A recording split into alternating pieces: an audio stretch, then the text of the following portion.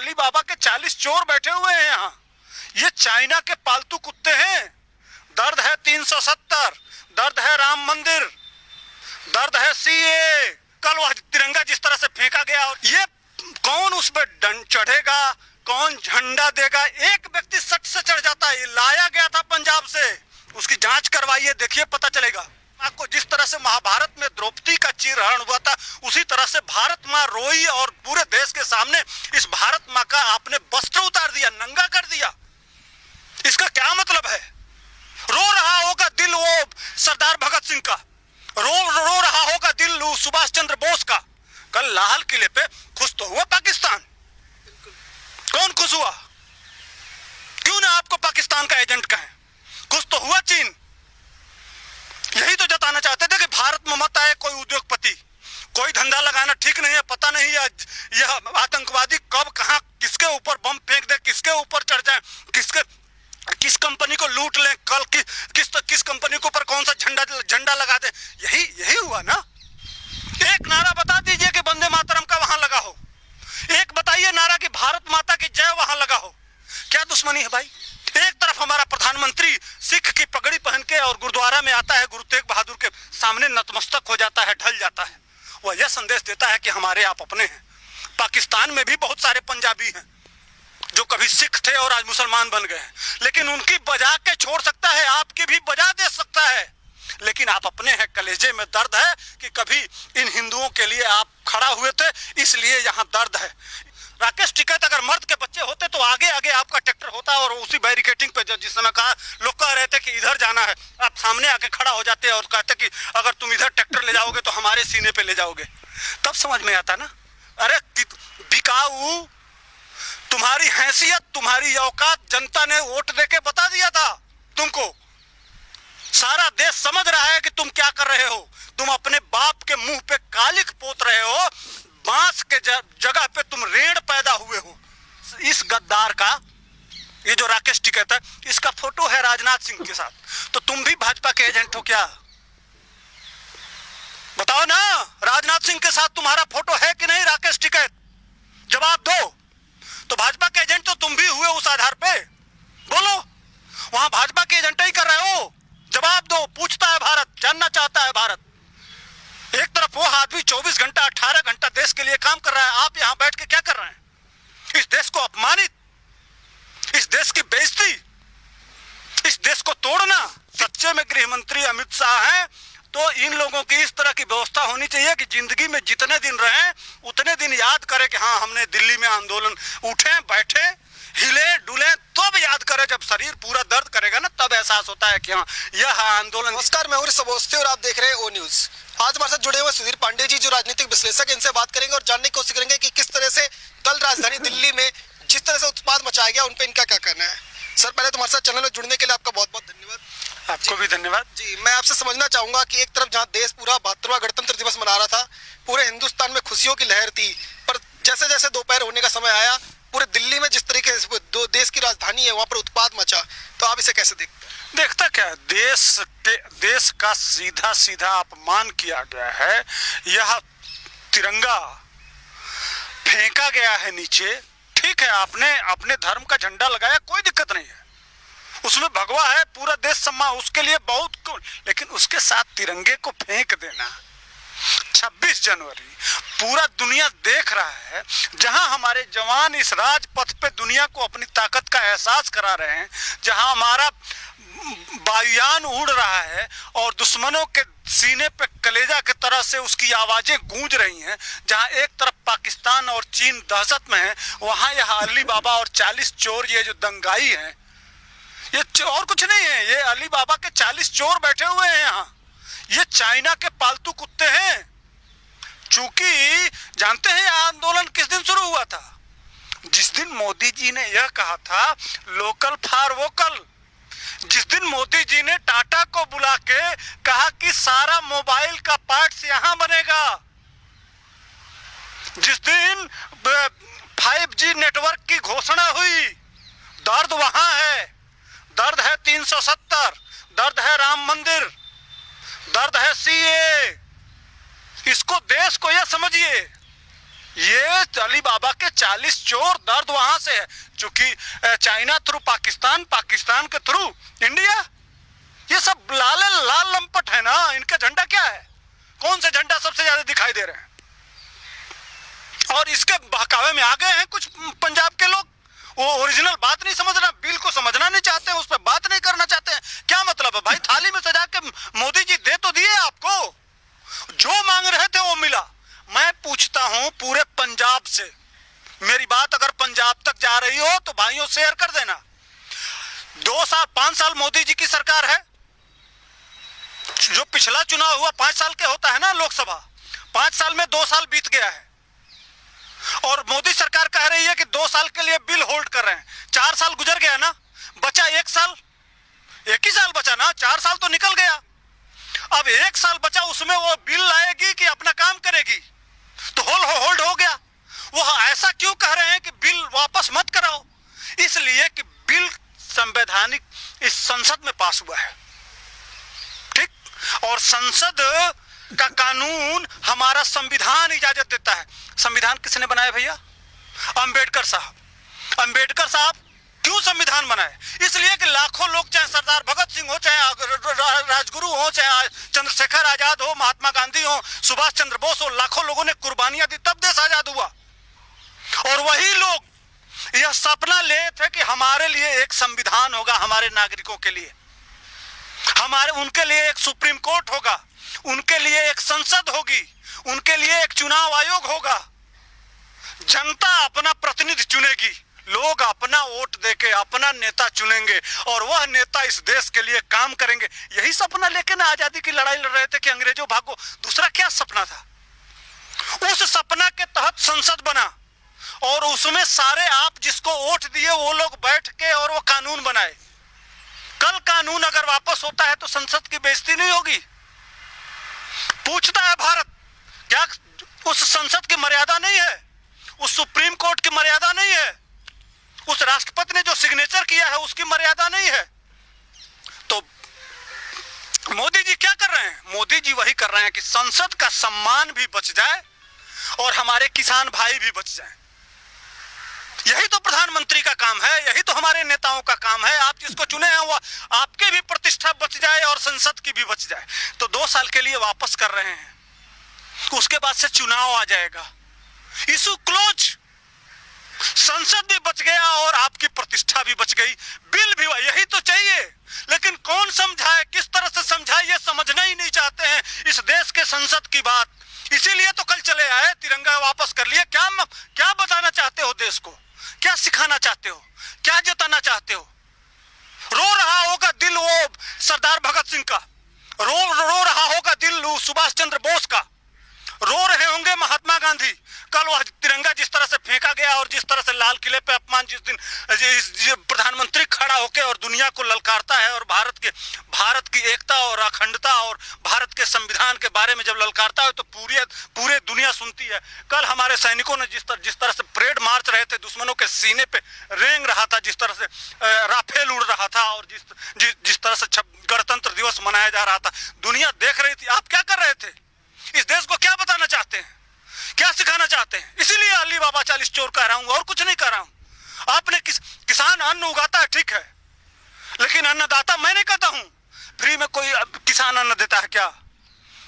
जिस समय लाखों लोग करोड़ों पैदल चल रहे थे तो क्यों नहीं खिलाए उनको? अन्नदाता है तो फ्री में 5 किलो किसी को देते हैं? कोई किसान नहीं देता है भाई, हम खरीद के खाते हैं, फ्री में कोई नहीं देता है। अन्न कृषक कहिए, किसान, अन्नदाता मत कहिए। फ्री में दाता मतलब जो फ्री में देता हो, जैसे मतदाता, ज्ञानदाता, फ्री में नहीं देता है कोई। अन्नदाता शब्द ठीक नहीं है इनके लिए। वह भी अन्नदाता वह है जो इस भारत माँ से प्रेम करता है, जो खेतों में काम कर रहा है। 4 महीने से क्या कर रहे हैं? इस देश को क्या प्रोडक्शन दिए हैं? अगर आप दाता हैं, धरती से बहुत प्रेम करते हैं, इस भारत माँ से बहुत प्रेम करते हैं, तो कितने बार नारे लगे वहां? जरा बताइए। वंदे मातरम, एक नारा बता दीजिए कि वंदे मातरम का वहां लगा हो। एक बताइए नारा कि भारत माता की जय वहां लगा हो। भारत माँ की जय एक बार भी दिखा दीजिए कि भारत माता की जय लगाया गया हो। भारत माँ से कोई दुश्मनी है आपको? कौन सी दुश्मनी हो सकती है जो माता आपको अन्न चीर के आपके रगों में जो खून दौड़ रहा है, किसान बिना धरती का उगा लेगा क्या? अपनी माँ दूध पिलाती है, वह दूध भी तब मिलता है जब आप इसका अन्न खाएंगे। 2 महीने उस माँ को, अगर जो माता बच्चा पैदा की है उसको भोजन न दिया जाए तो वो बच्चा दूध मिलेगा? उसको नहीं मिलेगा। इसलिए असली माँ यह है। लेकिन उसके मारे में भी वहां कह दीजिए कि भारत माता की जय कहिए तो नहीं कहेंगे। क्या दुश्मनी है भाई? यह मैं वीडियो में देखा हूं। फिर प्रधानमंत्री जो सारे लोगों ने चुन के भेजा, इंदिरा गांधी को मारे थे, प्रधानमंत्री को मारेंगे। क्या शब्द है आपके लिए? मोदी मर जा और ये पाकिस्तान का जो प्रधानमंत्री है वो खुश, वो बहुत बढ़िया है। वहीं से लोग कहने वाले हैं। वहीं यहाँ 100 करोड़ हिंदुओं ने, जिस तरह से सिखों ने बलिदान किया था, उसी तरह से इस देश में हिंदुओं ने भी बलिदान दिया था।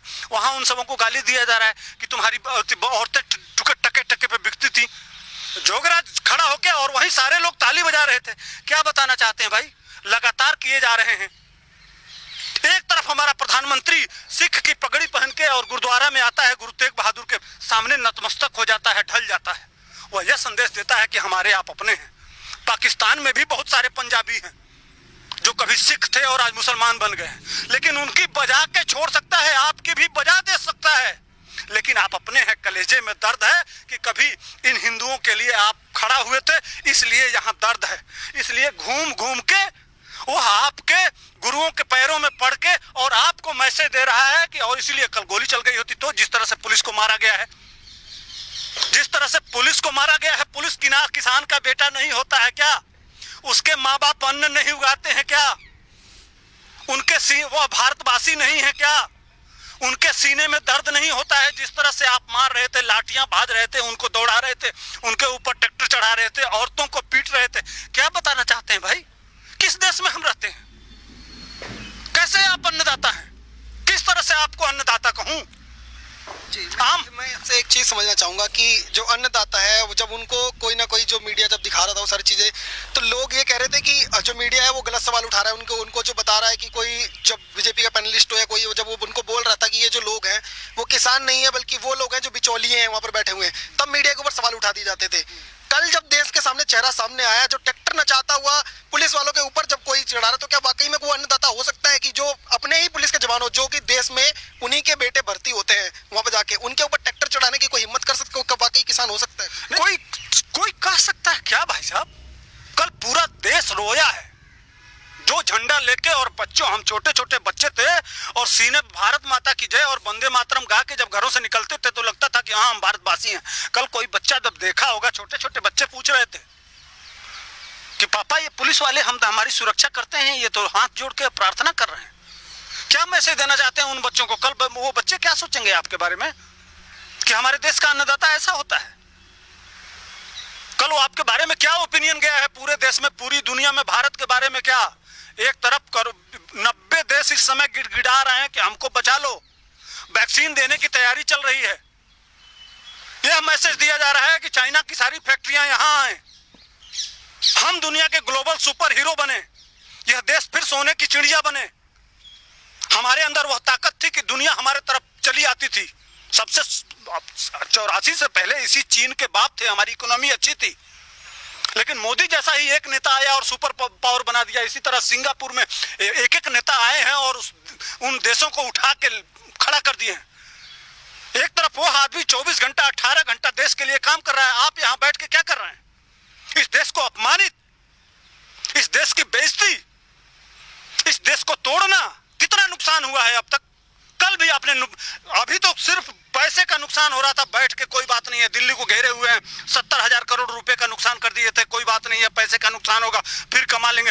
लेकिन कल तो आपने पूरी भारत माँ को, जिस तरह से महाभारत में द्रौपदी का चीरहरण हुआ था, उसी तरह से भारत माँ रोई और पूरे देश के सामने इस भारत माँ का आपने वस्त्र उतार दिया, नंगा कर दिया। इसका क्या मतलब है? यही तो हुआ है। कल लाल किले पे खुश तो हुआ पाकिस्तान, कौन खुश हुआ? क्यों ना आपको पाकिस्तान का एजेंट कहें? खुश तो हुआ चीन। यही तो जताना चाहते थे कि भारत में मत आए कोई उद्योगपति, कोई धंधा लगाना ठीक नहीं है, पता नहीं है यह आतंकवादी कब कहां किसके ऊपर बम फेंक दे, किसके ऊपर चढ़ जाए, किस कंपनी को लूट लें, कल किस कंपनी के ऊपर कौन सा झंडा लगा दे। यही हुआ ना। पुलिस असहाय, पुलिस ने तो विश्वास किया था आप पे, और ये प्री प्लान्ड था, ऐसा नहीं है कि ये कोई अफवाह है।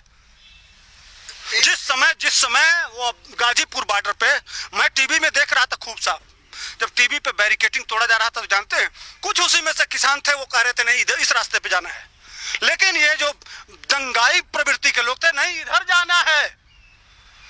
कौन कहा था भाई इधर जाने के लिए, बैरिकेड तोड़ने के लिए? और उसके बाद से तोड़ भी दिया आपने, आगे बढ़ रहे हैं, उसके बाद से पुलिस वाले रोक रहे हैं, पुलिस वालों पे डंडा मार रहे हैं। और सुनिए, इसके पीछे सबसे बड़ा सबूत बता रहा हूं कि यह क्यों प्री प्लान्ड था। पुलिस वाले उस डंडे पे चढ़ नहीं पा रहे थे, जबकि पुलिस को ट्रेनिंग मिलती है, पुलिस हमारी ट्रेंड होती है ना।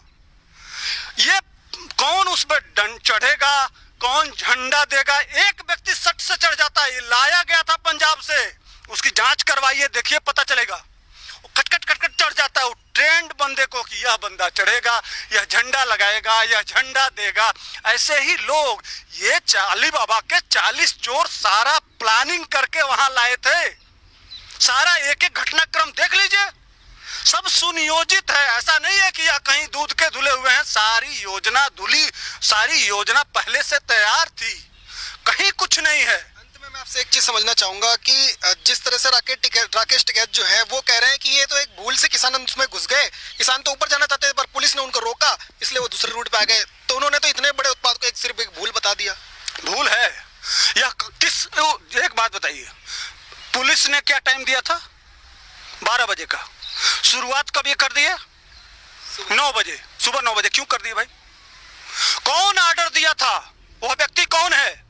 आप उसी गाजीपुर में बैठे हुए हैं और एक तरफ 9 बजे इधर कार्यक्रम शुरू हो गया। आप कहाँ हैं? हम भी आंदोलनकारी हैं, रहे हैं थानों पे और तहसीलों पे घटनाक्रम। क्या मजाल की कोई कार्यकर्ता हिल जाए? राकेश टिकैत अगर मर्द के बच्चे होते तो आगे आगे आपका ट्रैक्टर होता और उसी बैरिकेडिंग पे जिस समय कहा, लोग कह रहे थे कि इधर जाना है, आप सामने आके खड़ा हो जाते और कहते कि अगर तुम इधर ट्रैक्टर ले जाओगे तो हमारे सीने पे ले जाओगे। तब समझ में आता ना। कहाँ थे आप? पूछता है भारत, कहाँ थे? 2 बजे तक यह आदमी गाजीपुर के जब देख लिया कि हाँ बैरिकेडिंग तोड़ के लोग इंडिया गेट पहुंच गए, लाल किले के पास, तब वो आदमी वहां से चला। ये है इनकी गद्दारी का असली सबूत। सब कुछ दिखाई दे रहा है स्पष्ट वे में, कितना झूठ बोलोगे? और जहां तक वो किसी को कोई भारतीय जनता कह रहे हैं कि कोई संगीतकार है, पता नहीं क्या नाम है उसका, पंजाबी, कह रहे हैं कि वो महात्मा मोदी जी के साथ फोटो है, इसलिए वो भाजपा का भेजा हुआ एजेंट था। भैया मैं पूछता हूं, इस गद्दार का, ये जो राकेश टिकैत है, इसका फोटो है राजनाथ सिंह के साथ, तो तुम भी भाजपा के एजेंट हो क्या? बताओ ना, राजनाथ सिंह के साथ तुम्हारा फोटो है कि नहीं राकेश टिकैत? जवाब दो। तो भाजपा के एजेंट तो तुम भी हुए उस आधार पे, बोलो। वहां भाजपा के एजेंट ही कर रहे हो, जवाब दो। पूछता है भारत, जानना चाहता है भारत। गद्दार सवाल कर देना, जब सवाल तुम्हारे पास लाखों सवाल हैं हमारे, इतना झूठ। अरे बिकाऊ, तुम्हारी हैसियत, तुम्हारी औकात जनता ने वोट देके बता दिया था तुमको। सारा देश समझ रहा है कि तुम क्या कर रहे हो। तुम अपने बाप के मुंह पे कालिख पोत रहे हो, बांस के जगह पे तुम रेड़ पैदा हुए हो। यह देश का अपमान जो तुम किए हो, यह देश बर्दाश्त नहीं करेगा। और तुम लोगों को भारत सरकार मुकदमा लिख के, तुम लोगों की जगह जेल है और तुम लोगों को उस तरह से सुताई होना चाहिए कि इतिहास में याद करो, जब भी बिस्तर पे लेटो ना तो याद करा, दिल्ली आंदोलन याद रहना चाहिए। अगर सच्चे में गृह मंत्री अमित शाह हैं तो इन लोगों की इस तरह की व्यवस्था होनी चाहिए कि जिंदगी में जितने दिन रहें उतने दिन याद करें कि हाँ हमने दिल्ली में आंदोलन, उठे बैठे हिले डुले, तब याद करें। जब शरीर पूरा दर्द करेगा ना, तब एहसास होता है कि हाँ यह आंदोलन, जिस तरह से पुलिस वालों के साथ अत्याचार हुआ, जिस तरह से हमारे भारत माँ के साथ अपमान हुआ, जिस तरह से तिरंगे का अपमान हुआ, जिस तरह से इस देश की एकता और अखंडता का अपमान हुआ, उस समय यह उसी तरह से इनका भी अपमान होना चाहिए। तब यह देश थोड़ा सा उस भारत माँ को खुशी मिलेगी, इस देश को खुशी मिलेगा, इस देश का नौजवान किसान हर बच्चा को खुशी मिलेगा। ये तो हमारे सुधीर पांडे जी, जिनका कहना है कि देश में जितना भी उत्पाद उत्पात मचाया है उनको कड़ी से कड़ी सजा मिलनी चाहिए और अमित शाह को एक मिसाल कायम करनी चाहिए कि आगे इस तरीके की कोई कार्रवाई करने से पहले 10 बार सोचे। आप बने रहिए ओ न्यूज़ के साथ। धन्यवाद। जय हिंद।